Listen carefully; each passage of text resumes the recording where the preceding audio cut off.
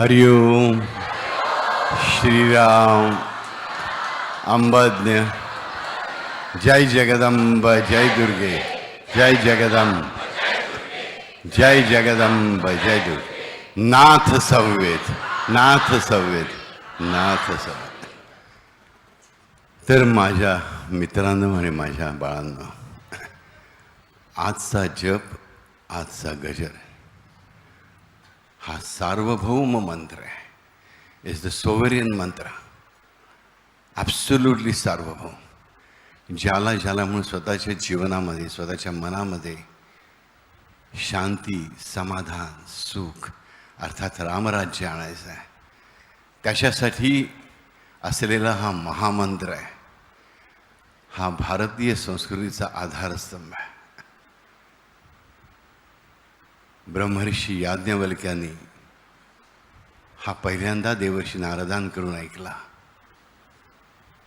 आणि मग त्याच याज्ञवल्क्याने परंपरेने तो सुशीलदादांपर्यंत आणून पोचवला.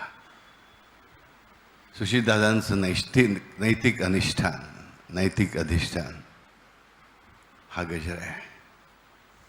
साईचं रूप आणि हा गजर याशिवाय दादांना काही माहीत नाही.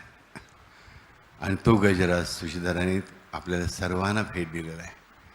मनापासून सांगतो, हा गजर जीवी धरा, हा गजर पहा, हा गजर ऐका, हा गजर म्हणा, हा गजरात गुणगुणा.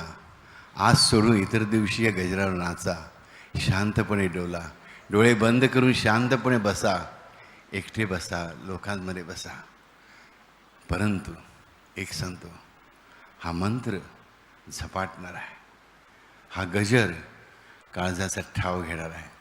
आणि मुख्य म्हणजे जो मनापासून हा मंत्र म्हणा, गजर म्हणा, जप म्हणा करेल, त्याच्या लिंग देहाला जाऊन चिकटणार आहे. म्हणजेच काय, जन्मानुजन्म, कारण प्रत्येक ह्या जन्मातून दुसऱ्या जन्मात जाताना निघतं काय, लिंगदेह.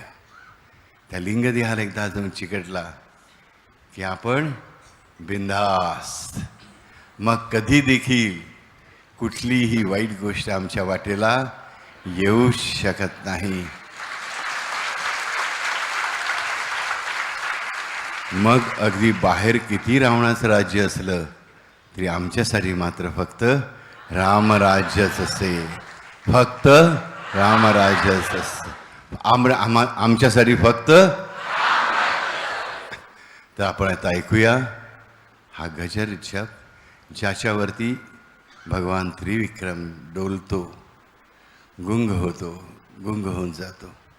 जो गजर ऐकताना दत्तगुरू, आई जगदंबा आणि हनुमंत तिघं देखील अक्षरशः मनापासून आनंदाने सहभागी होतात, त्याचा आनंद लुटतात. असा हा गजर ऐकायचा आहे आणि ज्याला पाहिजे त्याने स्वीकारायचं आहे. बाकीचं सगळं काम तो देवर्षी नारद करणारच आहे. हरिओम श्रीराम अंबज्ञ.